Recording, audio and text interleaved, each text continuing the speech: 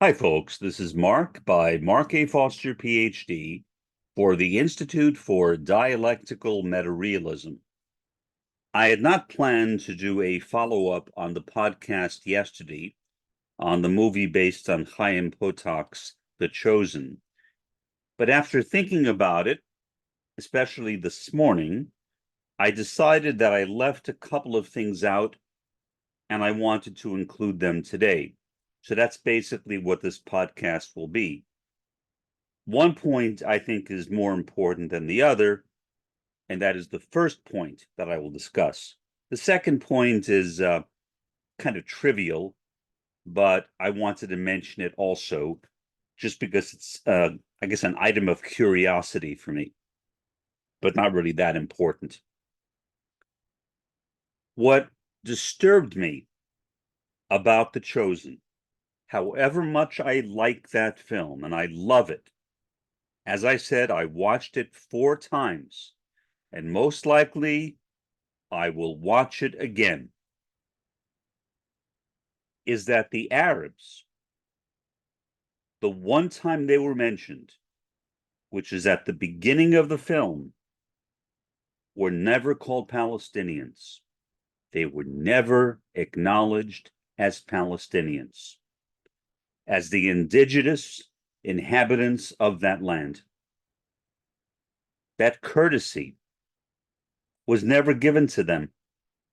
Instead, they were portrayed as warriors, as enemies, as combatants, as people to be defeated by the Zionists, as if somehow the Zionists had a right to that land based upon accounts which would not even be accepted as historical by any historian.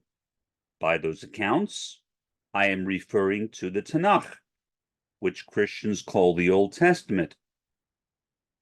The Tanakh is not a collection of historical documents. It could be called sacred history. That is a term frequently applied to both the Old and New Testaments. Now, we have somewhat more evidence for certain of the individuals in the New Testament than in the Tanakh. For example, there is some evidence that Jesus actually existed. That evidence comes, though, not from the New Testament, but it comes from the writings of Josephus. If it were not for the writings of Josephus, we would say the same thing about the New Testament that we would say about the Tanakh, that there is no historical evidence to support it. So, based on a book or collection of books, really, of sacred history, really a compilation of books of sacred history, these Zionist Jews decided that they had a right to the land where people were already living, despite the lack of any historical evidence to support them. Only traditional accounts. So I'm always pained when I watch those kinds of things. Whenever I listen to a religious Zionist, secular Zionists are a different matter. They don't pretend that they are basing their Zionism on the Tanakh. So, I can dismiss them more easily. But when you're talking about a religious Zionist, somebody who believes that the Jews are returning to the land of their forefathers, and in fact, there is no empirical or historical evidence to support that. And in fact, the opposite is true. There is evidence, and it's not historical, it's sociological, that there are people who are living there even now, who are also living there back in 1948, when the nation of Israel was started. And their land, their homes, their properties were stolen from them. And this entire mythology was created by the Zionists, that before Israel was started, Palestine was a barren desert, which is simply not true. There was a civilization there. The people who were once a part of that civilization are now in the occupied territories. They have been literally robbed of their homelands. And if there is one thing that we know, whether we are historians or social scientists, it is that most indigenous peoples place a great deal of importance on their land, on their homeland.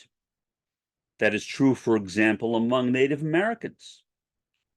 When the reservations were established by the US government, there was no attempt to make sure that the reservations were necessarily in the same places where those tribes or nations originally lived. So, although it certainly gave them a place to live, it did not guarantee that they were living in a place associated with their ancestry. So again, I have a very similar feeling about the Palestinians. I have always loved the Native Americans. They've always held a special place in my heart for at least two reasons.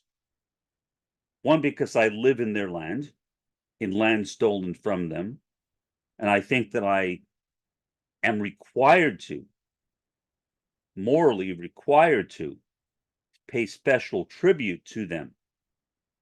And second, and this is more particular, because I have a special appreciation for the Lakota Sioux people, their concept of two-spirited people. In other words, their recognition that gender is not binary, which was inspired by the mythical visitation of the white buffalo calf woman, who came as a calf, taught the Lakota Sioux how to farm, how to hunt, then turned back into a calf and disappeared. Now, regardless of how you take that story, whether literally or figuratively, it does not matter. What matters is that it shows the allegiance, the loyalty of the Lakota Sioux to their land. Well, the same thing is true with the Palestinians. They had their land stolen from them, mostly by Europeans. Now, whether if you go way, way back, their ancestors may have come from that general region is unimportant. They did not live there, and you literally have to go thousands of years into the past to find any relatives of modern day Israelis who lived in the Holy Land. So it's a very sad story to me when I think about that. And I really wish that the movie had paid a higher tribute to the Palestinians than it did.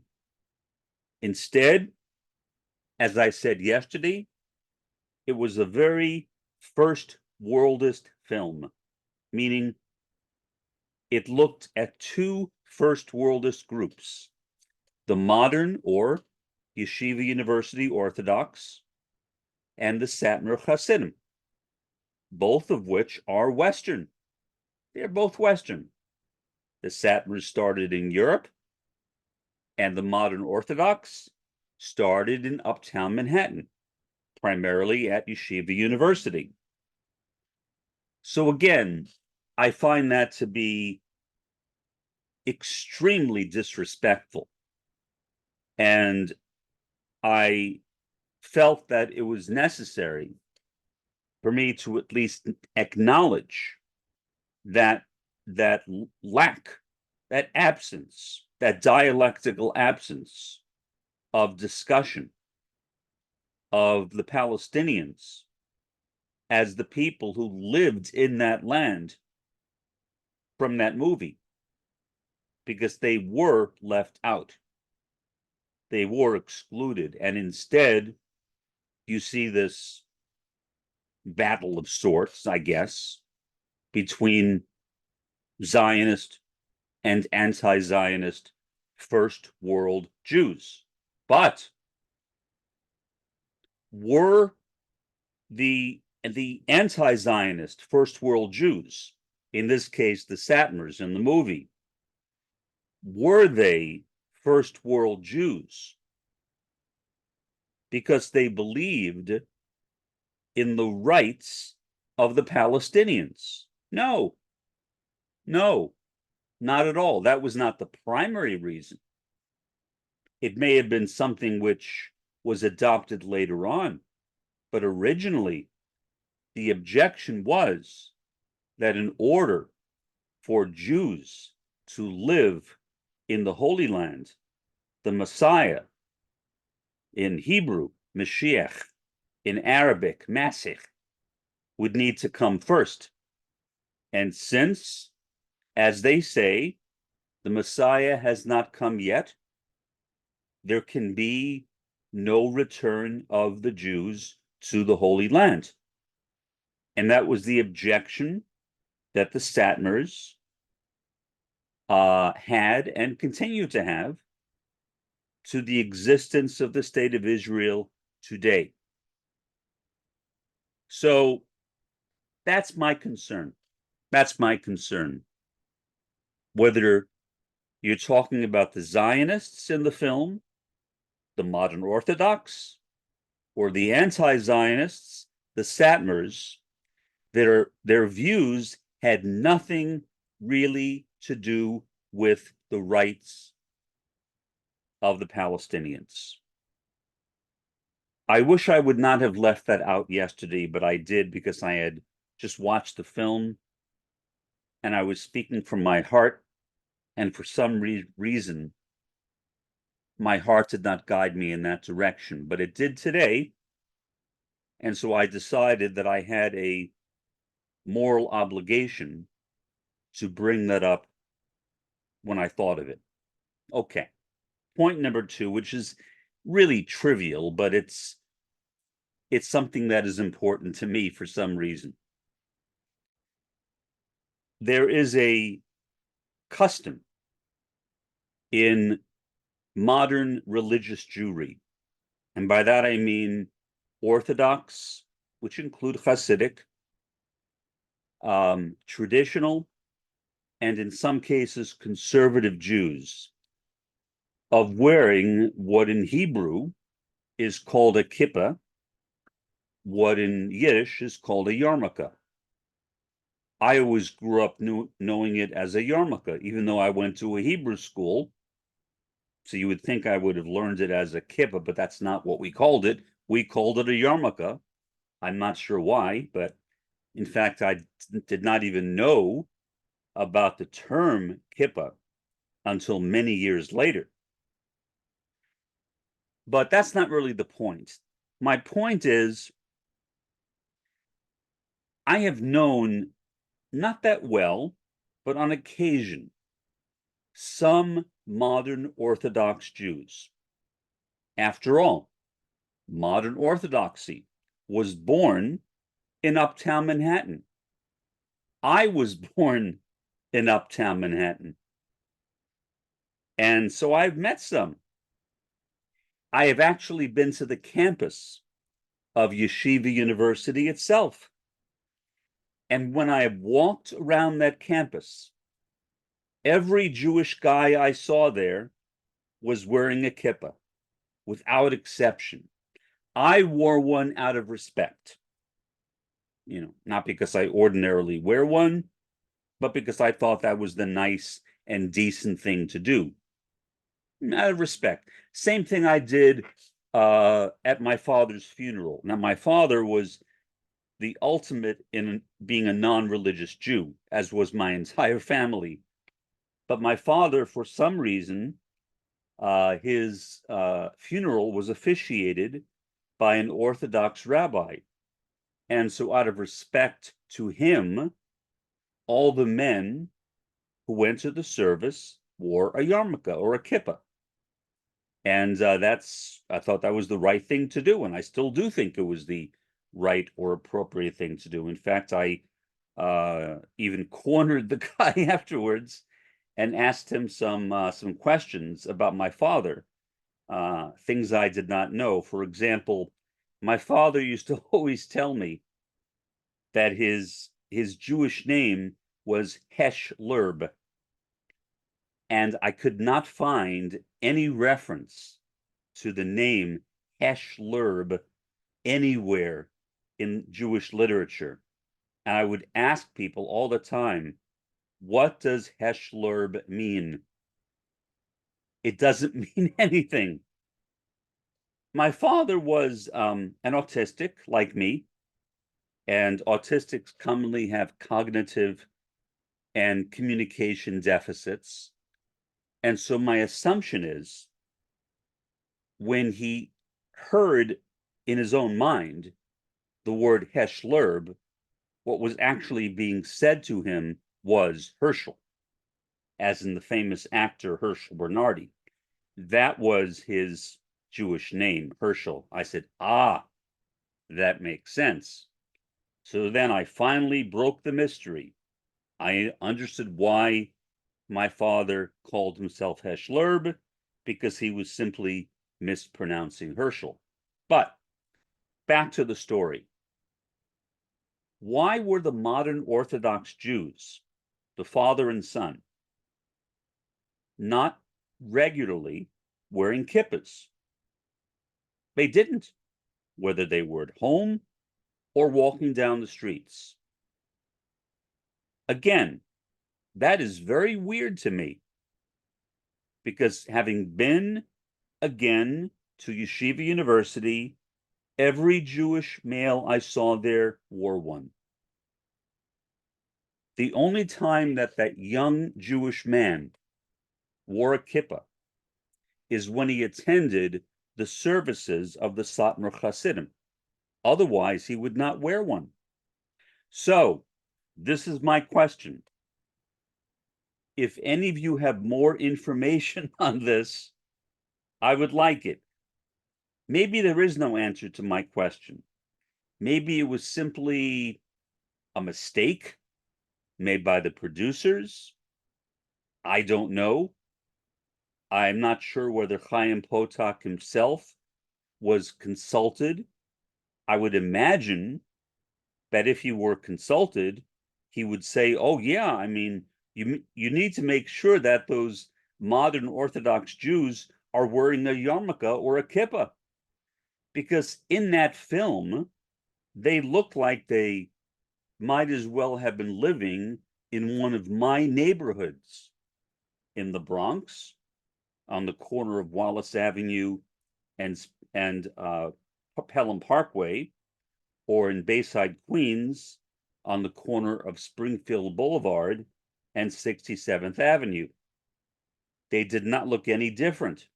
But when I saw modern Orthodox at Yeshiva University, all of the men wore kippahs. So that is a dilemma, and one that I really can't figure out. I assume there is some answer to it, but whatever the answer is, I don't know. So if you happen to be somebody who knows, please leave a comment directly below this podcast, as I always say. And also something I have not said before, but that I would appreciate, is that if you would subscribe to this channel and like the video. Now, I'm not saying that for myself. As you know, I do not monetize my videos. I make no money out of anything I do on YouTube, nor would I ever want to. Okay? The only reason I say that is because my understanding is that if people subscribe to your channel and then like your videos, that makes it more likely that your videos will show up in other people's YouTube streams.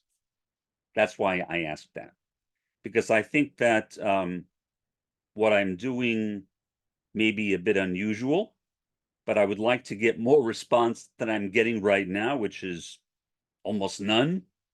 And so I would really like to have dialogue with more people. And so if you could please do me that favor, subscribe to my channel and like this video, and you will make me a very, very happy guy. For the time being, this has been Mark by Mark A. Foster, Ph.D., for the Institute for Dialectical Meta-Realism.